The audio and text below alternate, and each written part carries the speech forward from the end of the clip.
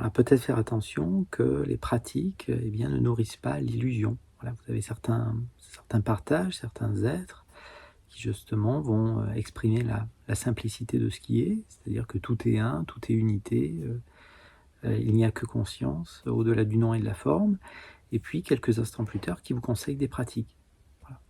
Et donc il faut faire peut-être attention à ce que ces pratiques ne continuent pas à nourrir une certaine forme d'illusion, ne serait-ce qu'une illusion spirituelle, un personnage spirituel qui, grâce à ses bonnes actions, grâce à ses pratiques, grâce à ses lectures, eh bien, va atteindre la réalisation du soi. Ça, je l'ai déjà exprimé, donc je ne vais pas me répéter.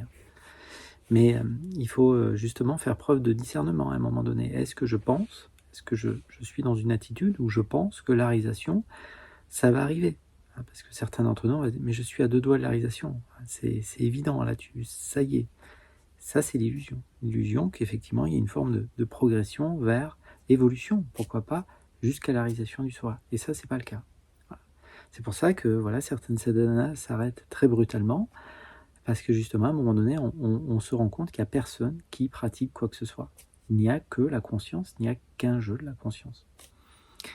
Et on pourrait me rétorquer que finalement, je nourris aussi une certaine forme d'illusion, parce que je dis souvent que c'est intéressant de ramener l'attention ici au plus intime à travers, on va dire, les jeux de texture, et notamment porter de l'attention sur ce qu'on va appeler traditionnellement les émotions, qui sont des formes de contraction énergétique. Alors certains pourraient me dire, mais alors attends, là encore, ça nourrit une certaine forme d'illusion, puisque qui porte l'attention sur le corps, et est-ce que le corps existe, etc. Effectivement, si on parle de la perspective du soi, il n'y a que la conscience. Alors pourquoi je prône le fait qu'il faut, que ça peut être intéressant de passer par le corps, puisque les émotions, justement, va structurer l'histoire. Une histoire, eh bien oui, la personnalité, c'est une histoire, c'est un agrégat de pensées, de projections concernant le futur, de pensées concernant le passé, etc. Et là encore, certains d'entre nous, on va être dans une forme d'attitude subtile qui est, ben non, mais ça y est, je pense plus au passé, je pense plus au futur, je suis dans l'accueil de maintenant.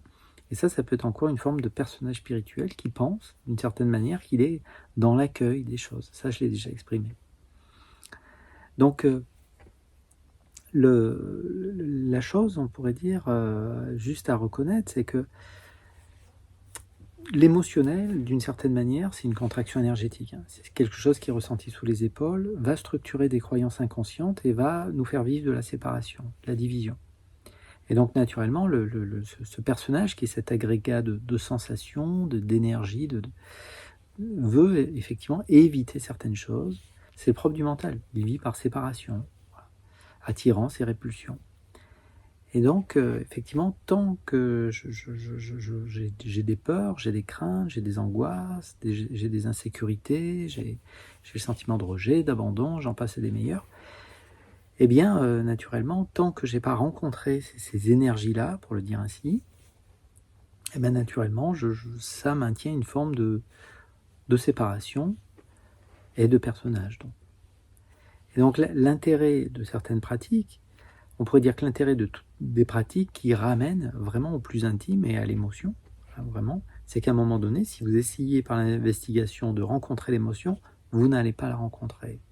Et ça va vous amener à dézoomer totalement sur... Plus vous essayez de plonger dans ce qui est, d'où émergent les pensées, par exemple. C'était une phrase des sages, c'est classique ça. D'où émerge la pensée. Essayez de plonger à l'intérieur de l'émotion, et puis vous n'allez pas être déçu. Vous allez vous rendre compte que vous n'y arrivez pas. Donc cette non-rencontre avec le personnage, à un moment donné, puisqu'effectivement, si mon émotion est localisée ici, je dois pouvoir la trouver. Parce que dire mon émotion, c'est là, ça sert, ça c'est une idée mentale. Essayez de rentrer dedans, et puis vous allez voir que ça dézoome. Donc cette non-rencontre avec l'émotion, cette non-rencontre avec d'où émerge la pensée, nous amène à nous rendre compte que le personnage n'existe pas, qu'il y a présence, que c'est très simple à un moment donné d'être présence, parce que c'est déjà ce que nous sommes, et c'est très compliqué d'être une personne, c'est très souffrant d'être une personne, d'avoir des préférences, même si c'était une interface qui est toujours disponible, même après la réalisation du soi. Alors, effectivement, par exemple, je pourrais vous dire que, comme beaucoup, la méditation ici a eu une place très importante. Alors vous pourriez me dire, oui, mais justement, tu dis que l'illusion à faire sauter, c'est l'idée qu'il y a une personne. Effectivement, une personne en tant qu'identité séparée. À la limite, il y a un corps, c'est un miracle, un corps, même si le corps n'est pas encore toujours ce que l'on pense. Hein. Je m'appuie souvent sur l'exemple, vous le savez, d'Erika, qui est aveugle de naissance. Elle n'a pas l'image du corps. Donc penser qu'un corps, c'est une image devant la glace avec des bras, des jambes et le fait de pouvoir bouger, tout ça, c'est une illusion. Vous ne pouvez pas dire à Erika qui n'a pas la vue qu'elle a moins un corps que vous. Pourtant, elle n'a pas l'image. Donc on peut, à un moment donné, on remet tout en question et on pourrait dire que l'intérêt de la méditation, puisque c'est ce que j'étais en train de dire, c'est justement de se rendre compte, justement, à un moment donné, qu'il n'y a personne qui porte notre attention sur le corps, il n'y a personne qui médite. C'est pour ça qu'après la réalisation, on dit, bah oui, il n'y a plus de réalisation, il n'y a plus de méditation, pardon, après la réalisation du soi.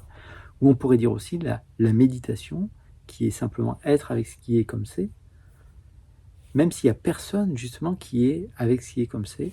Donc même si on pourrait dire l'inverse, c'est-à-dire que la méditation commence après la réalisation du soi.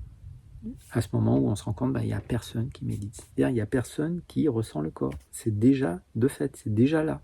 C'est déjà là. C'est-à-dire au début on croit que moi, petit personnage, localisé dans l'espace, je porte mon attention sur le corps, sur le bras, sur les jambes, sur les pensées, j'en passe des meilleurs. À un moment donné, si effectivement ce processus se développe, à un moment donné, on se rend compte, oui, c'est déjà là et qu'il n'y a rien à faire pour ressentir le corps. Et après, on parle d'assise. C'est assis, c'est installé, puisque c'est déjà là. Et donc, effectivement, après, quand c'est déjà là, on se rend compte, oui, il n'y a rien à faire pour être. Donc, il n'y a personne qui est c'est. Même si vous pouvez toujours vous identifier à une pensée, on pourrait parler de l'esprit cognitif et vous dire, voilà, je suis Erika, j'ai 2 enfants, je suis expert comptable, etc. Ça permet de jouer avec l'interface. Voilà, il n'y a pas de problème. On va le dire comme ça. Et donc, faut faire attention aux pratiques, parce qu'à un moment donné, est-ce que ces pratiques, encore une fois, m'amènent à rencontrer ce qui est ici au plus intime, ou est-ce que c'est encore une petite histoire et l'idée que je vais atteindre la réalisation? Parce que non, on ne va pas atteindre la réalisation. Et je vous le dis, de mon cœur, il se passe des choses, parce que ça fait partie de l'existence. Donc là, le message qui est dit ici, déjà, n'appartient à personne. Voilà. Donc soit c'est entendu, mais c'est pas entendu mentalement. Parce que beaucoup d'êtres ont entendu mentalement déjà ce que je dis. Mais est-ce que c'est vécu? Au-delà du mental, pour le dire ainsi. Et donc ça crée une extrême disponibilité à maintenant et à un discernement. Et une forme de présence silencieuse. Au début, on se croit un peu séparé du silence. On pense que le silence, il y a moi et le silence. Et puis à un moment donné, on se rend compte qu'il n'y a que le silence. Et puis après, on s'amuse à essayer d'explorer les limites du silence. D'où apparaît le silence? Après, vous tombez dans une forme de... oui, c'est la paix, c'est la joie. C'est incommensurable. Après, vous ne pouvez plus rien en dire. Et après, c'est plus ou moins vécu constamment. Donc, il y a une grande différence entre savoir parler de la réalisation, s'être barbouillé de livres sur la spiritualité ou d'êtres qui parlent de la spiritualité ou je ne sais quoi. Et puis le fait de vivre une évidence qui est que la vie est comme elle est, et l'illusion à faire sauter, c'est de croire que le personnage spirituel, quand il aura atteint la réalisation du soi, il vivra plus rien. C'est pas vrai. Il se passe des choses. C'est une loi universelle, il semblerait. Voilà. Et ça, effectivement, je pense que ce discours très direct,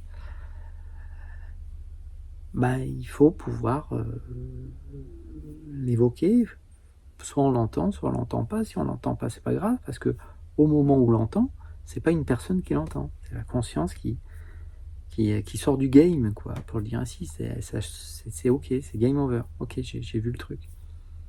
Alors après, des fois, on se fait un peu rattraper et puis au bout d'un moment, on se fait plus rattraper. Puis après, on est littéralement scotché à maintenant, ce qui pourrait sembler être enfermant, mais essayer de trouver les limites de maintenant. Parce que maintenant n'est pas une image devant les yeux. Encore une fois, Erika est aveugle de naissance, et elle est tout à fait maintenant. Et pourtant, elle n'a pas l'image. Donc en fait, c'est d'où émerge ce qui apparaît. Voilà, qu'est-ce qui fait l'expérience des 5 sens? Ce qui fait l'expérience des 5 sens est au-delà des 5 sens. Voilà pourquoi maintenant, il n'y a pas de limite à maintenant. Et on dit, mais c'est parce que c'est de l'investigation, que c'est au-delà de l'espace. Bon, ça je viens de l'exprimer. Et au-delà du temps. Puisque qu'est-ce qui crée le temps? À la pensée naturelle. Donc c'est un mystère. Vous pouvez plus ou moins bien pointer avec des mots, plus ou moins bien en parler. C'est toujours intéressant de se rendre disponible, c'est quand même ce qu'on recherche. Hein. Donc naturellement c'est joyeux, ça se rend disponible pour ça, si vous voulez on peut faire un échange. Ou pas. Voilà. Et pourquoi je dis ou pas?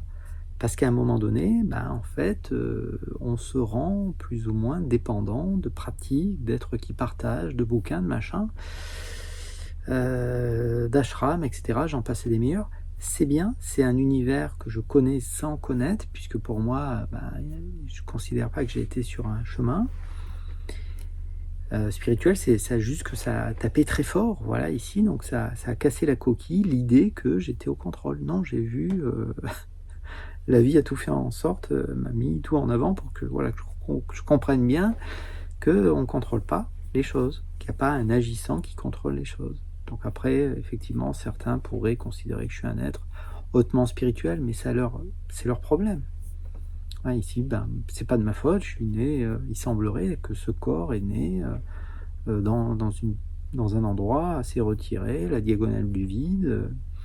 J'ai toujours aimé les vieilles lignes de chemin de fer. C'est pas symbolique, hein, ce que je dis, c'est vraiment vrai. C'est-à-dire, voilà, la spiritualité, c'est un souffle. On en a besoin à un moment donné. Je vous mentirais si je vous disais pas que écouter certains partages très directs, certains sages de l'Inde, comme beaucoup, voilà, un message direct. C'est un souffle. Ça permet de se rendre compte qu'on n'est pas fou, que ça correspond à quelque chose de réel, pour le dire ainsi. Ça peut être vécu réellement. Mais à un moment donné, faut tout abandonner. Il faut tout abandonner pour vivre simplement ce qu'il y a à vivre. Voilà. Après, ça prend le temps que ça prend, et puis l'énéagramme peut être un point de départ. Je pense que bien connaître la vie du mental, c'est important. Bien aller voir l'émotionnel. De toute façon, l'émotionnel, ce qu'on appelle l'émotionnel, va remonter d'une manière ou d'une autre. Alors, que ça soit tout de suite, ou que ça soit progressif, finalement, c'est pareil. Il n'y aura pas de premier sur la ligne d'arrivée, il n'y aura pas de dernier non plus. Voilà, peut-être. À bientôt. Au revoir.